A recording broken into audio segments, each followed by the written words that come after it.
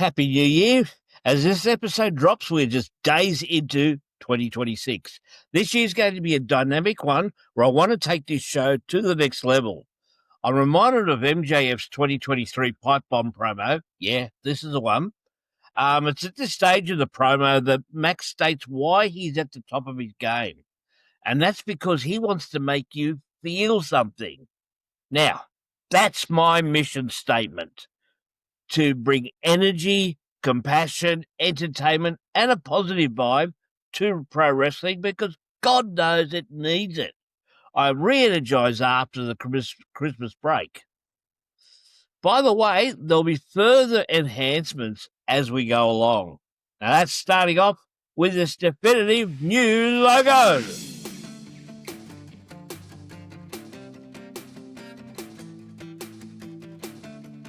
G'day wrestling mates, I'm Southern Joe, your wrestling mate from down under, and this is episode 61 of You See Kayfabe.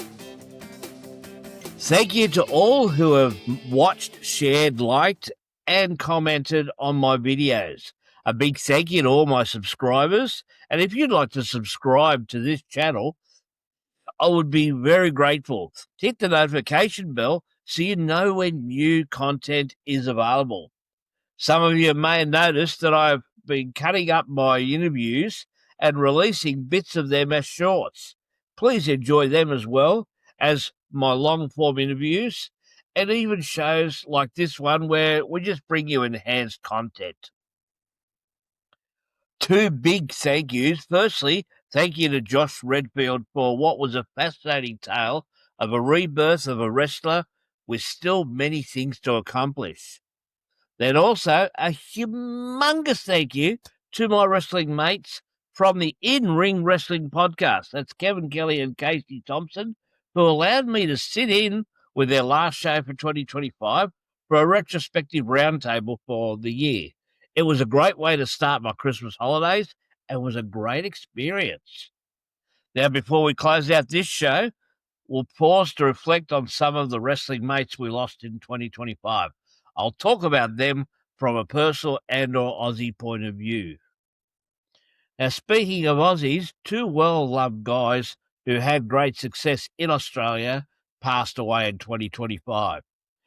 There was Broderick Shepherd, who wrestled as Australian Suicide. He started his career in 2003 and was actually trained by Canadian legend Lance Storm, who has a really good, impeccable pedigree in training stars. After wrestling under a few gimmick names, Broderick settled for the name Australian Suicide when he was signed to work for Triple R in Mexico. He had also previously worked in Calgary for the Hart Wrestling Legacy under the name Ryan Rollins, and he was just 32 years old. The other Aussie wrestler to have left us in 2025 of note was Matt Muir, who wrestled as Jungle Cat. Now, having been trained by Aussie legend George the Hitman Julio, he was a fave to many in the industry, and his death at just 53 left many in the Australian wrestling industry who knew him with a heavy heart. As far as the overseas wrestling is concerned, some folk who weren't wrestling folk per se, but made memorable contributions, include the following. Bob Cottle. He was an announcer for Jim Crockett Promotions and was well loved throughout the USA, especially in those NWA dominant regions of the 1980s. Now, we didn't hear much about him here in Australia, as our 1980s and 90s TV was strictly WWF content, except for the odd isolated TV batch that a sports magazine TV show might air from NWA. I've come to recognise his voice from podcasts that have aired his material. Another was more of a baseball legend, Bob Uecker.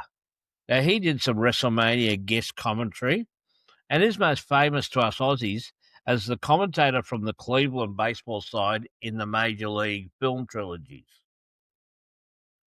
He died 10 days short of reaching 91. Another mainstream entertainer that dabbled in wrestling is the heavy metal rocker Ozzy Osbourne. He accompanied his fellow Brits, the British Bulldogs, as they competed at WrestleMania 2. After cleaning himself up for the last few years, he was able to prolong his life through a better way of living. May he also rest in peace. There's one more non-performing wrestling person who passed away in 2025, but we'll save that for later. And when it comes around, you'll know why. Now, Steve Mongo McMichael was a former NFL player who turned to wrestling in the 1990s. He wrestled for WCW. He started off as a color commentator before ultimately obtaining a career as a professional wrestler. He would become a member of the Four Horsemen and was a one-time WCW United States heavyweight champion. He lost his life after a long illness. We also lost Mr. Electricity, Steve Regal. He was famous for his runs in AWA and NWA. His greatest achievement was when he teamed up with Jimmy Garvin to steal the AWA tag titles from the Road Warriors. Even though the fabulous Freebirds interfered, the victory was an unthinkable one at the time. Another legend was the hardest of hardcore wrestlers himself, Sabu. Sabu had wrestling in his blood. His real-life uncle was the original Sheik, whose real name was Eddie Farhat, who was a constant headliner in his native Michigan, where he ended up owning the territory. The Sheik was an innovator of the hardcore style of wrestling, something Sabu took to the next level. Sabu was one of the OG stars of ECW when it became Extreme Championship Wrestling, and he put them on the map with his death-defying and some-called reckless style. Now, finally, of course, we come to what will be one of the biggest wrestling deaths to get over any time, and that's of Hulk Hogan. He's the biggest reason we got WWTV here in Australia from about 1985 onwards, after Hulk headlined the OG WrestleMania.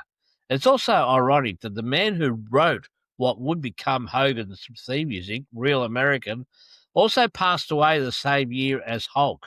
That man is rock musician Rick Derringer.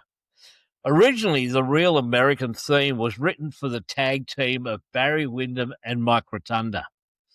But when BW left for the NWA, the theme quietly shifted over to Hulk. Anyone that bought this LP back in the day will be able to confirm this. You can find heaps of stuff about Hulk's life. For us, the WrestleMania 1 and subsequent getting wrestling back on TV is all what us Aussies needed at that time. So my generation says thanks for that, regardless of how you may feel about Hulk Hogan. Greetings, Alpha Nation fans. I am the resident pest controller, Mason Stoneheart. If you would like premium grade pocket sand, I'm selling it at Alpha Pro Wrestling. $3 a pop, $5 with an autograph. And I've been watching If You See Kayfabe. It's a good show. You should tune in on YouTube. It's free. All right, I was going to main event this episode with some non-wrestling Aussie stuff, so I'll save that for another time. Instead, I want to talk about my fave podcaster, Jim Cornette, and some of the reviews he has made lately. Specifically, I want to look at the way he's gone about the Sports Illustrated Awards and PWI's Top 100 Tag Teams. Now, if AEW win awards ahead of WWE, Jim generally scoffs at them unless it's a favourite. Fair enough. I'm as biased as anyone can be. But the thing is, PWA were very NWA-centric with their awards throughout the 1980s. Personally, I put that down to two reasons.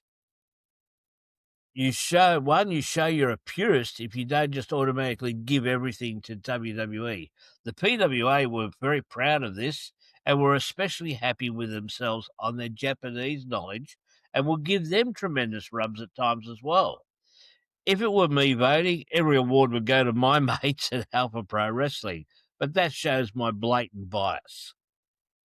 Now, PWI famously were blocked access to WWF shows and talents for interviews. Vince wanted his own magazine, so, like other wrestling companies, other magazines didn't exist as far as he was concerned. Part of me reckons PWI took this personally, but I think in this instance, point number one seems more relevant. But in the 80s, the company that Corny worked for, a clear number 2 behind the WWF, the NWA, were beneficiaries of the PWI awards, some that they may or may not have deserved. The only 2 awards, or maybe 3 that I have issue with, no pun intended, is that WWE would begrudgingly still be Promotion of the Year rather than AEW. They can turn their client upside down, shake all the money from their pockets, and they still get huge crowds. Yes, AEW is getting better numbers to their pay-per-views, and they're starting to improve their numbers of Dynamite, but there wasn't a high platform for them to improve on anyway, and they're still far behind. And even though I don't watch women's wrestling, I don't see how Mercedes Moné getting a bunch of indie belts makes her the best. She isn't even world champion in her own company. Also, while I'm at it, best on my Tony Storm, yay, go Aussies. But for me, CM Punk can still make you feel every emotion, and you'll always believe in what he is saying. Now, apart from that, I would take Ospreay over any WWE talent outside of Punk, Styles, Owens, and perhaps a couple others.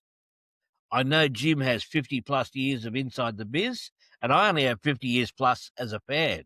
The difference is that Jim made his money from the biz, and as a fan, I put money into the biz through buying tickets I buy for the local shows or anything else. Corny, I love your shows. I'm a fan, but I don't always agree with you, and you should be glad about that, because deep down I reckon you don't want some sort of fawning brown-noser as a fan. All right, that'll do for this episode. Catch up with whatever comes next.